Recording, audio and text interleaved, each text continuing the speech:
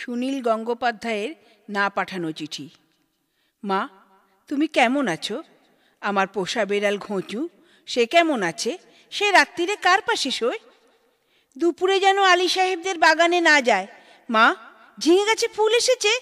তুলিকে আমার ডুরে শাড়িটা পরতে বলো, আঁচলের ফেসোটা যেন সেলাই করে নেয়। তুলিকে কত মেরেছি, আর কোনো দিন মারব না। আমি ভালো আছি, আমার জন্য চিন্তা করো না। মা, তোমাদের ঘরের চালে নতুন খড় দিয়েছ? এবারে বৃষ্টি হয়েছে খুব। তরফদার বাবুদের পুকুরটা কি ভেসে গেছে? কালুভুলুরা মাছ পেয়েছে কিছু? একবার মেঘের ডাক শুনে কই মাছ উঠে এসেছিল ডাঙায়। আমি 2টো কই মাছ ধরেছিলাম। তোমার মনে আছে মা? মনে আছে আলী সাহেবের বাগানের সেই নারকোল? চুরি করে আনিনি, মাটিতে পড়েছিল, কেউ দেখেনি। নারকোল বড়া সেই স্বাদ এখনো মুখে লেগে আছে। আলী সাহেবের ভাই নিজাম আমাকে খুব আদর করত। বাবা একদিন দেখতে পেয়ে চেলাকাট দিয়ে পিটিয়েছিল আমাকে। আমার কি দোষ? কেউ আদর করলে আমি না বলতে পারি? আমার পিঠে এখনো সেই দাগ আছে। আলী সাহেবদের বাগানে আর কোনো দিন যাইনি। আমি আর কোনো বাগানেই যাই না মা।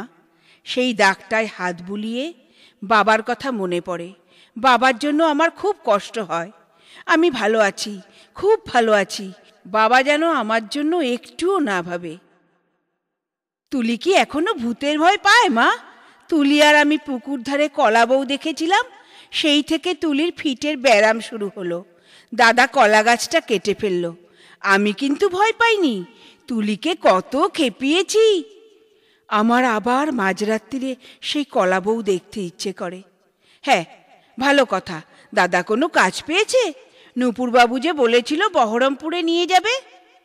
দাদাকে বলো ওর ওপরে আমি রাগ করিনি। রাগ পুষে রাখলে মানুষের বড় কষ্ট। আমার শরীরে আর রাগ নেই। আমি আর এক ফোঁটাও কাঁদি না মা। আমি রোজ দোকানের খাবার খাই। হোটেল থেকে 2 বেলা আমার খাবার এনে দেয়।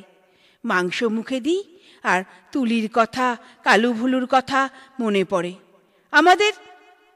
তোমাদের গ্রামে পটল পাওয়া যায় না। আমি আলু পটলের তরকারি খাই, পটল ভাজাও খাই। হোটেলে কিন্তু কখনো শাক রান্না হয় না। পুকুর পাড় থেকে তুলি আর আমি তুলে আনতাম কলমি শাক। কি ভালো, কি ভালো, বিনা পয়সায়। কোনোদিন আর কলমি শাক আমার ভাগ্যে জুটবে না। জোর হাওয়া দিলে তাল গাছের পাতা সরসর করে, ডিপ ডিপ করে তাল পড়ে। বাড়ির তাল গাছ 2টো আছে তো। কালু তালের বড়া বড় ভালোবাসে। একদিন বানিয়ে দিও। তেলের খুব দাম জানি, তবু একদিন দিও। আমাকে বিক্রি করে 6000 টাকা পেয়েছিলে। তা দিয়ে একটা গরু কেনা হয়েছে তো।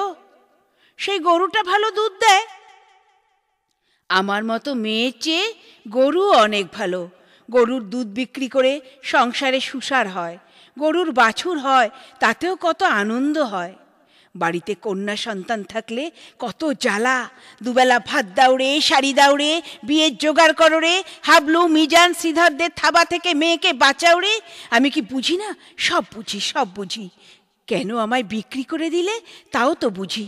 সেই জন্যই তো আমার কোনো রাগ নেই, অভিমান নেই। আমি তো ভালোই আছি, খেয়ে পড়ে আছি। তোমরা ওই টাকায় বাড়িঘর সারিয়ে নিও ঠিকঠাক। কালুভুলুকে স্কুলে পাঠিও। তুলিকে ব্রজেন ডাক্তারের ওষুধ খাইও। তুমিও একটা শাড়ি কিনো। বাবার জন্য একটা ধুতি। দাদার একটা ঘড়ির শখ, তাকে ও টাকায় কুলোবে? আমি কিছু টাকা জমিয়েছি, সোনার দুল গড়িয়েছি। একদিন কি হলো জানো মা? আকাশে খুব মেঘ জমেছিল। দিনের বেলায় ঘুরঘুরটি অন্ধকার। মনটা হঠাৎ কেমন কেমন করে উঠল। দুপুরবেলায় চুপি চুপি বেরিয়ে ট্রেনে চেপে বসলাম। স্টেশনে নেমে দেখি একটা মাত্র সাইকেল রিক্সা। খুব ইচ্ছে হলো একবার তোমাদের বাড়িটা দেখে আসি। রথতলার মোড়ে আসতেই কারা যেন চেঁচিয়ে উঠল, কে যায়, কে যায়? দেখি যে হাবলু শ্রীধরদের সঙ্গে তাস খেলছে দাদা। আমাকে বলল, হারামজাদি, কেন ফিরে এসেছিস? আমি ভয় পেয়ে বললাম, ফিরে আসিনি গো, থাকতেও আসিনি, একবার শুধু দেখতে এসেছি। হাবলু বলল, এটা একটা বেগুষ্টি মাগি। কি করে জানলো বলো তো? তা কি আমার গায়ে লেখা আছে? আর একটা ছেলে, চিনি না, বলল, ছি ছি ছি, গায়ের বদনাম। হাবলু রিকশাওয়ালাকে চোখ রাঙিয়ে বলল, ফিরে যা।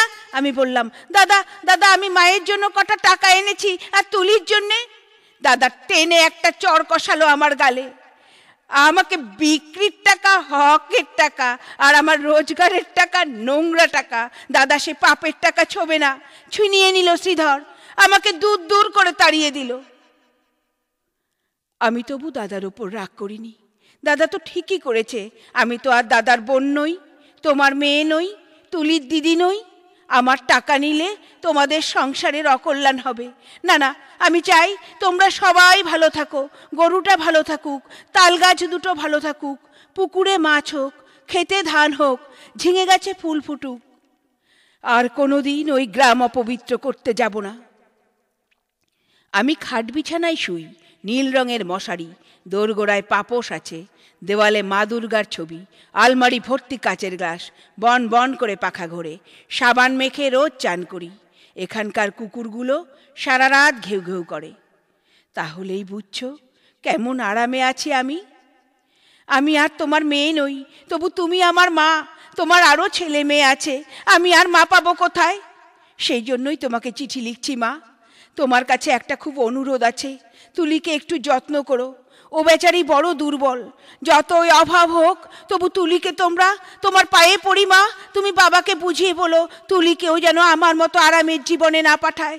যেমন করে হোক তুলির একটা বিয়ে দিও, ওর একটা নিজস্ব ঘর সংসার, একজন নিজের মানুষ। আর যদি কোনো রকমেই ওর বিয়ে দিতে না পারো, ওকে বলো গলায় দড়ি দিয়ে মরতে। মরলেও বেঁচে যাবে মা, মরলেও বেঁচে যাবে।